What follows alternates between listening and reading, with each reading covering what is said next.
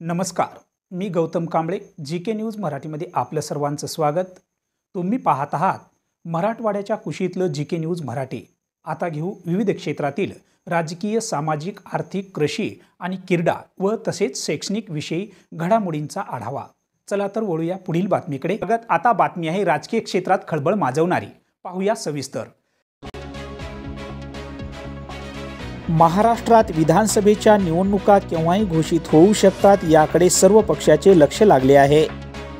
त्याचबरोबर राजकीय नेत्याचे देखील या निवडणुकीकडे लक्ष लागले असताना विधानसभेच्या इच्छुक उमेदवारांनी आपापल्या परीने मतदार भेटीवर जोर दिला असून माजी आमदार प्रदीप नाईक यांनी किनवट माहूर मतदारसंघामध्ये राष्ट्रवादी काँग्रेस शरद पवार गटाचे तुतारी वाजवणाऱ्या माणसाचे चिन्ह घराघरात पोहोचविले आहे। एवढेच नाही तर नवतरुणाच्या ओठावर देखील तुतारी वाजवणाऱ्या माणसाचाच बोलबाला ऐकायला मिळत आहे। त्यामुळे किनवट माहूर मतदारसंघामध्ये जिकडे जावे तिकडे तुतारी वाजवणाऱ्या माणसाचे चिन्ह पाहावयास मिळत असून नवतरुणांनी देखील आता फिर एक बार प्रदीप नाईक अशा घोषणा द्यायला नवतरुण देखील आता समोर सरसावले आहेत।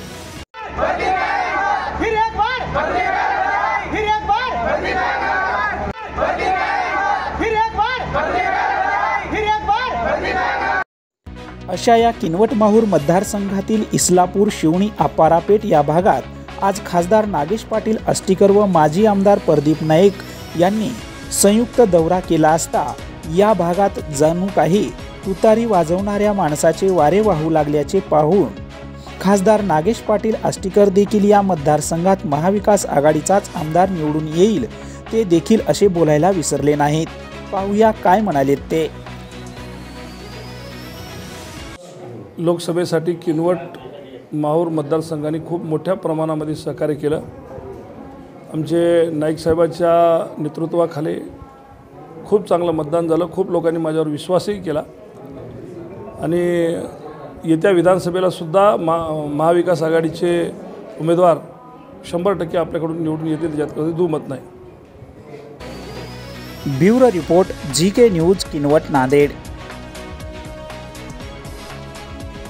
तुम्ही पाहत आहात महाराष्ट्राच्या कुशीतलं जी के न्यूज मराठी, सात जनतेची, भूमी महाराष्ट्राची।